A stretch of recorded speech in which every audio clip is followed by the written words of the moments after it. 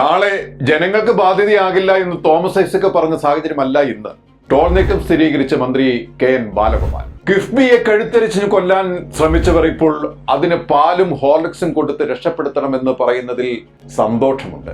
87,521 കോടി രൂപയുടെ പദ്ധതികൾക്ക് കിഫ്ബി അംഗീകാരം നൽകിയിട്ടുണ്ട്. 18,423 കോടിയുടെ പദ്ധതികൾ പൂർത്തിയാക്കി. 33,088 കോടി രൂപ ചെലവിട്ടെന്നും മന്ത്രി പറഞ്ഞു. കിഫ്ബി സംസ്ഥാനത്തിന് ബാധ്യതയായ കിഫ്ബിയുടെ വെന്റിലേറ്റർ എപ്പോഴാണ് ഊരേണ്ടതെന്ന് ബന്ധുക്കളോട് ഡോക്ടർമാർ ചോദിക്കേണ്ട അവസ്ഥയിലാണെന്ന് പ്രതിപക്ഷ നേതാവ് വി.ഡി. സതീശനും പറഞ്ഞു. 5 വർഷം കൊണ്ട് 50,000 കോടിയുടെ പദ്ധതി നടപ്പാക്കുമെന്ന് പറഞ്ഞിട്ട് 8 കൊല്ലം കൊണ്ട് തീർന്നത് 18,000 കോടി മാത്രം. പെട്രോളിയം സെസ്സും മോട്ടോർ വാഹന നികുതിയും ഉപയോഗിച്ച് കിഫ്ബി നിർമ്മിക്കുന്ന റോഡുകളിൽ ടോൾ ഈടാക്കുന്നത് ട്രിപ്പിൾ ടാക്സേഷൻ ആണ്.